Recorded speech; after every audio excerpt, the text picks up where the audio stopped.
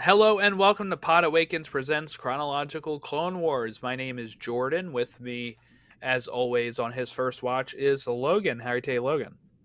Good. I'm excited. I am ready to talk about these episodes because I enjoyed these episodes. So I know you're going to ask, but I every week I Why look don't you forward to Why don't you doing. just skip the questions then? Right on. Okay. All right. We'll see. So this episode, no. But yeah, no, I'm good. I every time I sit down to watch these episodes, it's like one of the highlights of my week. It's because they I don't know. This show is just keeps doing it week after week. It continues to impress me in the storylines, and I like to look forward on IMDb, mostly because these shows have been out for about 15 years now. Some of the years, so, way back in the seasons that we were covering, and as we get further, 2011, Jordan. If these are released in 2011, that's the year I graduated high school. Like that's crazy. Wow. So to think about, yeah. So to think, I know you're a year ahead. I was You're '09. I graduated '09. Dang, you're like a dinosaur. That's right. Yeah. But Jordan? What was the Force like? Was it cool? Yeah. Yeah. Back in Okay. my day. Yeah. What were lightsabers like? Yeah, I was I wouldn't know. I didn't live in a galaxy far, far away. But I did I live a got long, you. long time ago. So that You did. is that is true.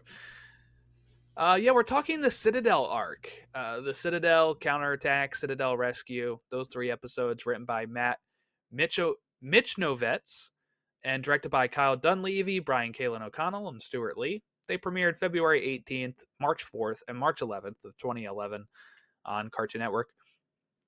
Yeah, that's crazy. You were graduating. I mean, at that point, I'm in college, and I kind of my dating system when it comes to time is pre DP, post DP. Like when we talk about Disney College Program, like pre DCP, post Yeah. DCP. So at this point, it's like 2011. I'm like, oh, that's still pre DCP, but we're building up to that. Yeah. Yeah. It is wild that that's how I break up my. Because like honestly, I mean, I felt like I got more of the college experience when I was on the college program. Same, Um, yeah. I lived at home. I traveled to school every day.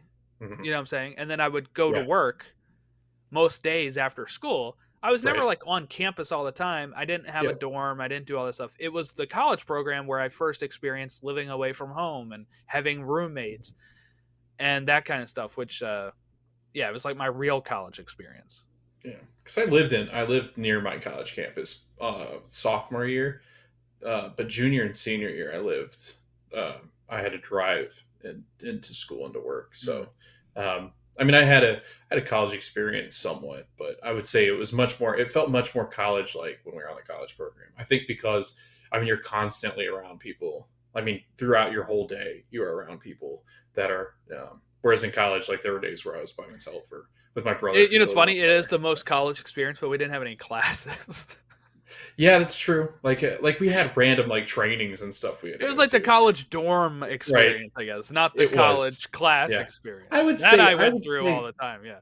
like I felt like work was like going to school. You know what I mean? Like I felt like that was, Yeah, yeah. you're not going to class, but you're working a full-time job. So I don't know. I loved it. So if you're thinking about doing it and you're into Star Wars especially, what a great place to do it. Other than, there's no other place like it. So Yeah. If do you it. like working at Disney Duet. World or getting paid suboptimally, go ahead. Right. We recommend Do it. It it. was fun being broke that Oh, summer. oh, you and I remember like texting our parents like, "Hey, got a Yeah. couple dollars that I'm Jordan and in I can go line to at McDonald's right McDonald's." now. I need some food. Thank you. Yeah, yeah. And then there were weeks during there you worked so much that you didn't have time to spend money, so you grew just Yeah, loaded yeah. And with then it would cash. pile back up. And then And you then the go next buy week you have like pens or 2 days of work and you're like, well, I yeah. guess I'm going to spend money again. You give it right back to the mouse. Right back Yes, to the mouse. exactly. Yeah. But yeah, so we're talking the Citadel, which is a group of episodes that focus on attempting to free Master Evan Peel, who have been captured and put into a place called the Citadel, which is apparently an old prison that was meant to hold Force users, right? Like Jedi that go rogue, is what Anakin says. And the Separatists have gotten control of this place and have started using it. We get a surprise in this episode, too, that the other person that was with Evan Peel, who has the other half of the coordinates, is what do they call him at this point? Captain Moff Tarkin. Well, not Moff, that's his title, but Captain Wilhoof Tarkin is who he is at that point. He will become Grand Moff Tarkin in A New Hope. He will show up in Rogue One. But yeah, so this is a guy that will later on be part of the Empire, but is currently part of the Republic. And I think this was a very interesting thing to show, Logan, because so far, other than the Chancellor, all of the people we've seen on the Republic side have been good guys that we know stay good guys mostly, except for Anakin. Mm-hmm. Now, of course, the clones, we know they will turn on them at some point, but most of the people that we have been getting to know, the Jedi and stuff, are people that are good. And the Separatists have been the bad guys in this war. But it's interesting, the Separatists are the bad guys in this episode, but we also start to see Tarkin ascend to his position in the Republic. And of course, since the Republic becomes the Empire, it makes sense that he would also be empirical when he gets there. But he also has some weird thoughts already, right? Like one of the things he will mention in this episode is like, it's a shame that the Separatists got this place. We could have used this place. Right. Kind of throws Ahsoka off a bit. She's like, what did you say? Yeah, it's really, really cool to see Anakin get pretty much his first ally, like where and debate. Like he debates with them and agrees right. with them at times. Yeah, and I mean we'll get into it, but there's so many fascinating points in which these two interact where it's like, wow, and so well done. Like I was kind of waiting to see. I was kind of hoping we'd get a lot of that, where we start to see where Anakin makes those, alliances, and he starts to kind of build his own empire. And you kind of see it here, where he's kept he's keeping people at arm's length, but he's doing a really nice job of seeing, which Anakin would always do. But he sees both sides, and he's always willing to kind of jump to the wrong side when he gets the chance. Yeah, I mean, they have this whole conversation at the end, right, where Tarkin is talking with Anakin, and it is about not really. I don't think it was about the Citadel at that point, but it was, we need to be able to do things to put an end to the war. And he says he doesn't really like Jedi because he doesn't think the Jedi are willing to do that.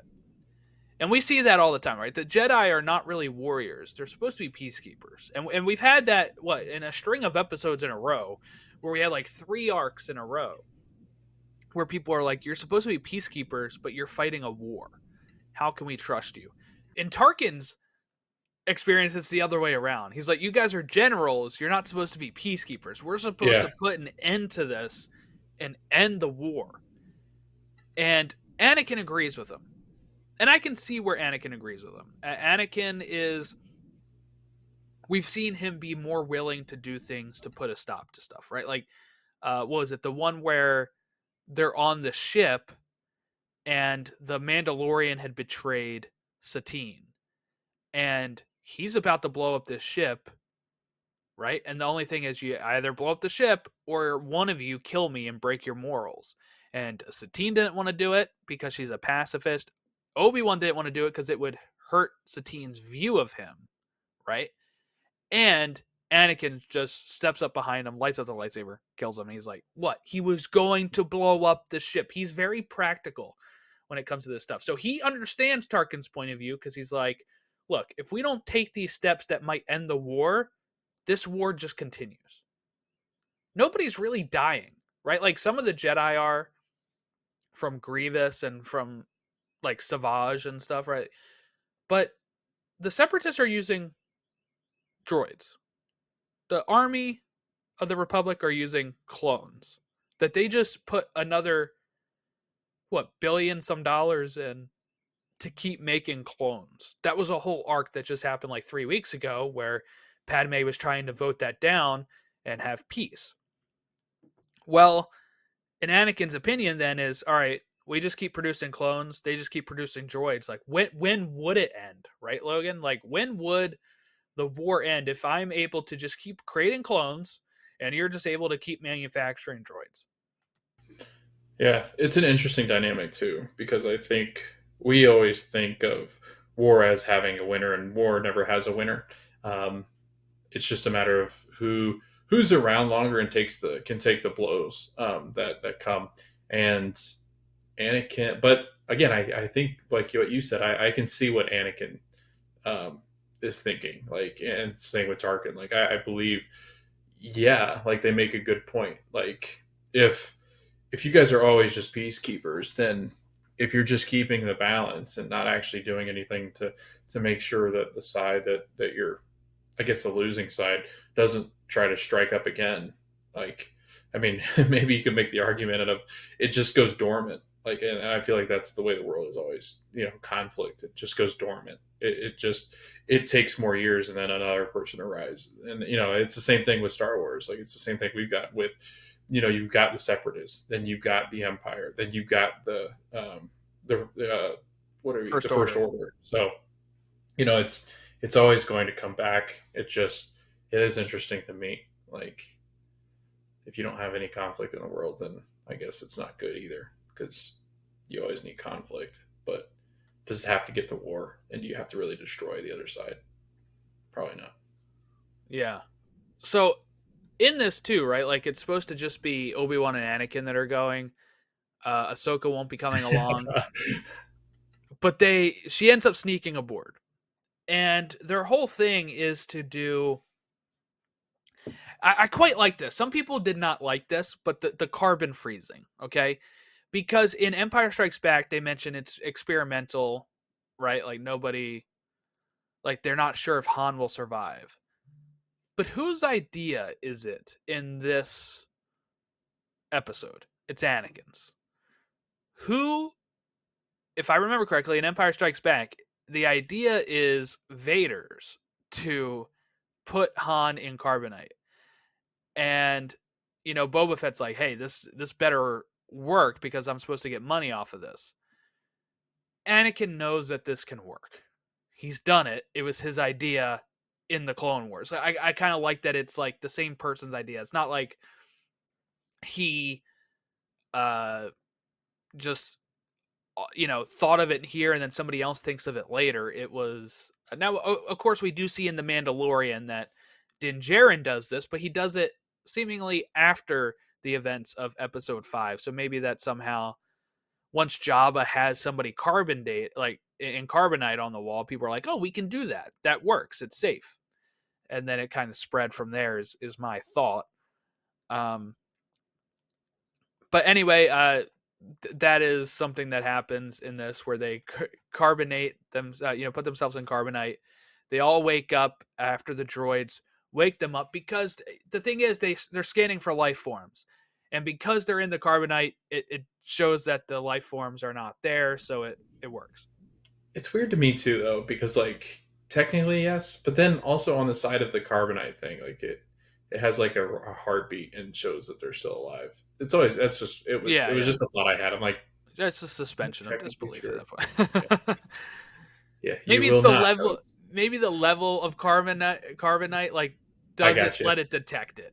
Yeah, I was gonna say it considers you dead, like you're technically dead, It's kind of like like what it they're has doing. like, or it's like lead where like it Yeah, can't see through it or something. I don't that's know. true. Yep. All right, let's believe that then. Yeah, Okay, there you that helps. go. Thanks. But R2 has his own legion of battle droids in this episode, painted I blue. I love love this so this. much. It's like I need more Commander R2. I love it. Yes. It's so much fun. Um, uh, anytime the battle droids are used, I really like that. But also, I like when they're on the good side because it's because they get reprogrammed or something. I think that's a lot of fun. Okay, Counterattack is the second episode. Man, is that pretty dark. So they do find Evan Peel, right? They do find Tarkin. That's the end of that episode, right? And then in this episode, we have like Evan Peel with uh who's he? He's along with um Obi-Wan at this point. And then Tarkin goes with Ahsoka and Anakin. And this is where they're kind of having those philosophical debates. But there's also a moment where they start closing these doors that they're going through, and unfortunately you see this coming, but there's a clone who's having trouble getting through one of these, and it cuts as soon as the door closes, and you just hear him scream, and he like gets cut in half. It's pretty brutal. It was brutal. I was like, wow, Star Wars went totally horror film. Yeah, and Evan Peel's pretty much like, oh, we lost somebody. I love how the Jedi react to death. Like it's so oh well it happens. It's like what? I Like think they really whenever only do that for the clones, though. Like I I think don't that know though, like Plo Koon and like when they're like I don't know, I feel like I feel like whenever he's like told that there's death, like when they're in that circle later on in this episode, or like the last episode, where they're kind of just standing in a circle and they're like, I mean, if we don't save them, then I mean, is it really the worst thing? It's like, dude, it's Obi-Wan and Anakin, like two of your strongest Jedi. Like, why yeah. don't they care? Well, I They can't think care. part of it is because they can't be scared of death, right? So I think each Jedi knows, like, okay, if my time comes, it's my time to join and become one with the Force, and they think of it very like Yeah, spiritually, yeah, right? that's a good point. It's like when you're talking to like 100-year-old lady, and she's like, It's my "I time to want to go. die. Like it's Right. my time to Put me go. out. Yeah. I've been around for so long." And what I'll say is, Right. when I'm 100, I will be like, "Dear God, keep me alive. Do not let me die." I do not want to go anywhere. Gosh, by that time though, Jordan, we're gonna be living to like 150, Oh, I 160. hope so. That'd That'd be be cool. cool, huh? Like Dumbledore. Yeah. Yoda. How old Yoda? See, I love 900. that conversation. Who has that conversation? Doesn't somebody have that conversation? How old Yoda again? He's like, I don't know. Or is that, am I thinking Harry Potter again? I know they do it with Dumbledore. They do it with Yoda. I feel I like don't think somebody they do says, it with like, how Yoda. old is Yoda? Yoda will mention that he is like, when he's dying, you know, Whoa, he Yo, dies? Yo. yeah, Luke will be like, "Oh, you don't look so good," and he's like, "Well, you will not look good when you reach 900 as well." You know, Oh, that's right. Yeah. Yeah. that's kind of how we know how old Yoda is. Um. Oh yeah. So Tarkin. This is when Tarkin is admiring the fortress and all that kind of stuff. He mentions that he's upset that the Jedi have chosen Ahsoka to lead the group. Now we know that the Jedi did not choose Ahsoka to lead this group. But I like Rex here. Rex will stick up for her and say, "I've served with her many times. She's, she knows what she's doing. She's a good Jedi." I think he says he's like a good commander or something. Um, we get battle droids attacking Ahsoka's group. She is going to put the charges to blow the wall. This is where we kind of get Anakin realizing, I think, a little bit that Ahsoka was not sent here. He's like, if Master Plo really sent you here, you would know the plan was to blow that wall. She thought it was a dead end. She didn't blow the charges, and she's like, oh yeah, okay. And then she does do it. Um, we get R2's battle droids that are going to pose as battle droids capturing the Jedi, but they get told by command that, like, they have reprogrammed droids, and then they're like, oh, like, jig's up now, but we also lose Echo, the clone, at the end of this episode. Um, ends up dying in the blast here. What was your thoughts of losing another one of those original clones we had in Clone Cadets and all that? My thought is that they're going to eventually kill Rex, and then I'll probably stop watching the show. It is. It's like, oh man, like don't get attached to. Well, I did start to think about this, and I start thinking about this in a lot of the shows that I watch. Like this happens where, like again, Game of Thrones, or this for instance, or Harry Potter. Like, don't get attached. Like these writers have no issue, and but I think that's what makes it real, right? I like shows that go out of where there's some shows that everybody stays alive, and it's like, well, what's there's no Yeah, what is it? There's no stakes. like yeah, there's no stakes. So I like these. I like high stakes. So your favorite character is getting killed off is it's all sounds awful, but it's one of my favorite things to happen in TV because it creates such an interesting dynamic and it often makes the story a lot better. So that's You what also kind of remember where you are when it happens a lot of the time. That's true. Like I That's can tell true. you like every death of Lost, like where I was and what it felt like to me when Yeah. I was watching it and stuff. So Yeah. it's good. Yeah, I can remember reading all the Harry Potter books. Yeah. I can pinpoint like when I was reading. And oftentimes I read when I was going to like sporting events and stuff where we had to drive. So I would read in the car, and I can remember like distinctly when things would happen. So yeah, no, I think it's a good point. Well, if you like death, Evan Peel dies as well in the next There you go. episode. High stakes, baby. And Ahsoka is pretty much like, no, you're not going to die. And he's like, look, I need to tell you these coordinates before I Yeah, die. Here they are. Only share them with the council. Is his advice. At the end, Tarkin says he was told to only share his with the Chancellor. And Yoda's like, sounds like I got to go talk to the Chancellor and see what the hell is going on. But yeah, red flag. apparently these coordinates are supposed to lead to something that can hurt the separatists. Like if they're like special separatist coordinates or whatever, where they're able to attack them. I don't know.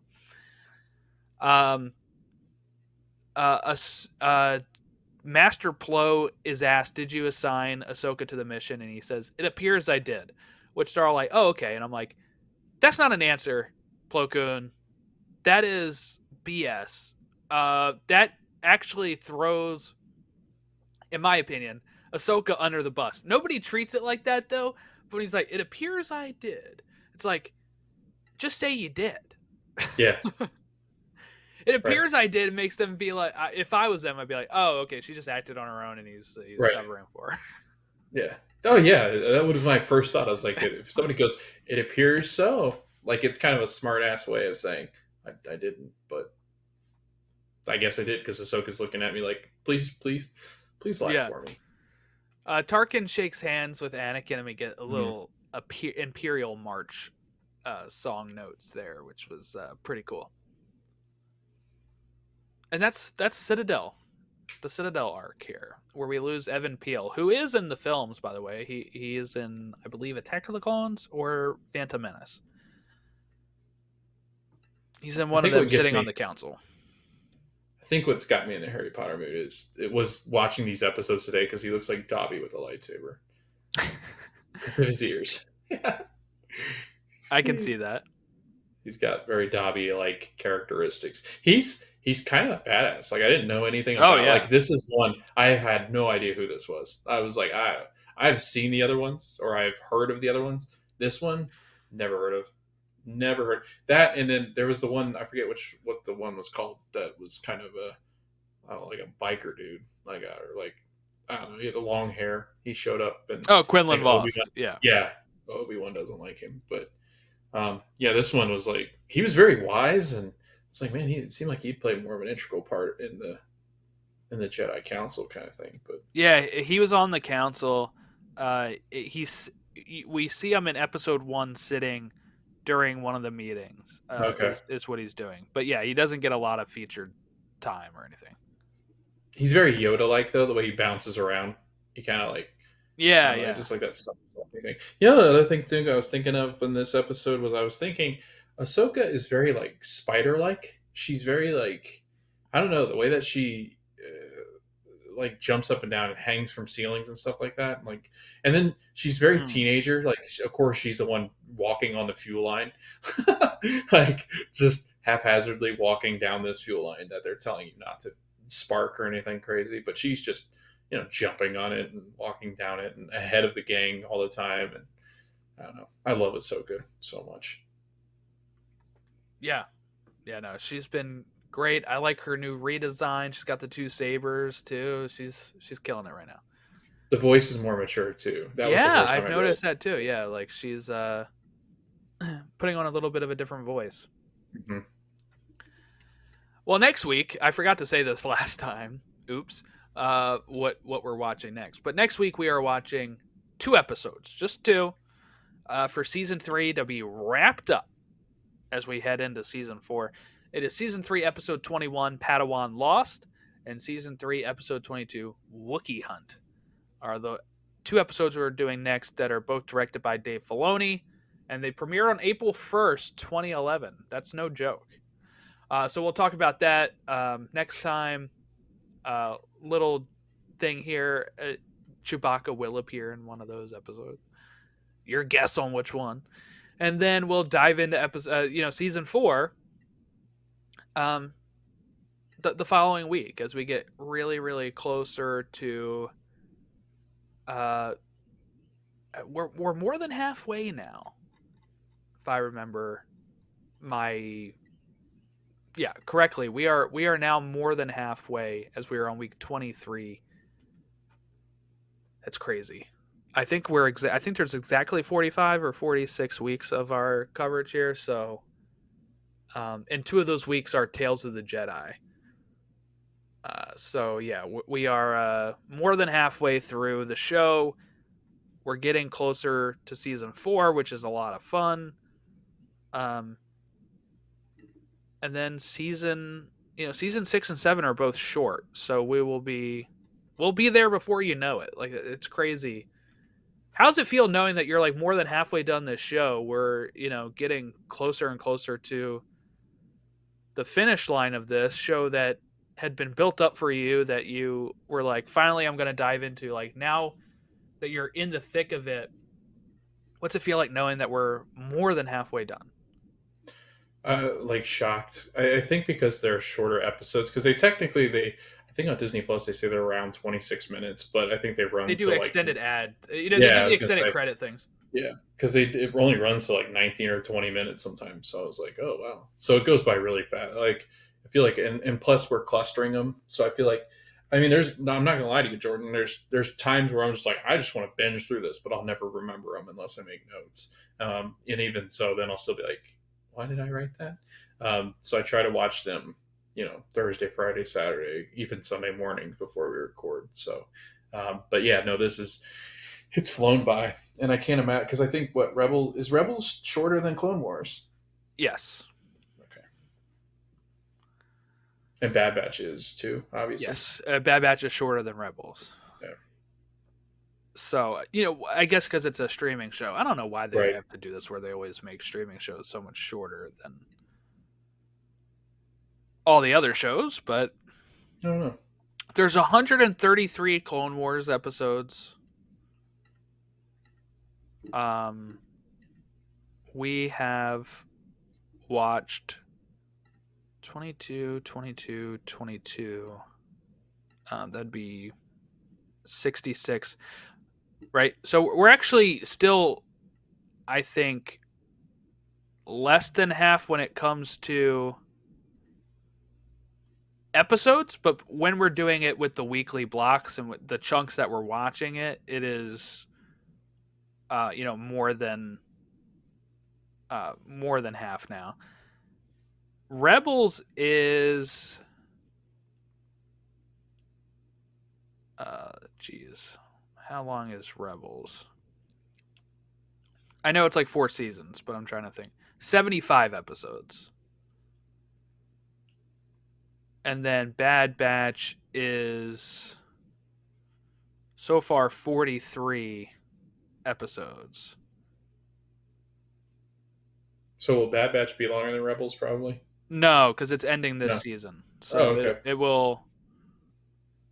I think it'll end with 43. I think they've already counted as many episodes as it'll have. So, yeah. I mean, geez, 43 divided by 3, we're looking at that would only be 15 weeks of Bad Yeah. Batch. Not bad. This is the longest chunk for sure. Doing almost a full year of coverage on this. We started back in November, October. It was like around Thanksgiving, I think. I was gonna say, I think it was right before Thanksgiving, wasn't it? Yeah. So we started then. We're in April now. It's pretty good. It's going well. It's funny. I think the week that this episode drops will be the week that I'm about to see you the next day. Oh, well, I'll see you tomorrow then. Yeah, I'll see you tomorrow. Okay. We'll wrap up there at Podawakens on all of our social media. I will actually see you tomorrow as well. That's true. Not physically, Yeah, virtually. Virtually, yeah. So Podawakens at all of our social medias, podawakens@gmail.com. You can send us any sort of feedback at those locations. Let us know your thoughts if it's your first time going through the Clone Wars or if you're, revisiting it along with us. And make sure you rate and review us on Apple Podcasts and Spotify. It helps other people find the show. If you're here on YouTube, like and subscribe to the YouTube channel. We got tons of good content coming up, I assume, because we filmed so far in advance that, we will have more stuff coming. This is dropping before May 4th, so I'll say it here. May 4th, we're going to be doing our episode will release of the Phantom Menace 25th anniversary special with Ron and I. It's Ron's favorite Star Wars film. We're going to talk about it. We're going to have a good time revisiting it like I did with the 40th of Return of the Jedi last year with Ken Bishop. So if you're interested in that as well, you can go back and listen to that. That episode was in April or May of 2023. Thank you all for watching and listening along with us. We will catch you next time when we talk Padawan Lost and Wookiee Hunt.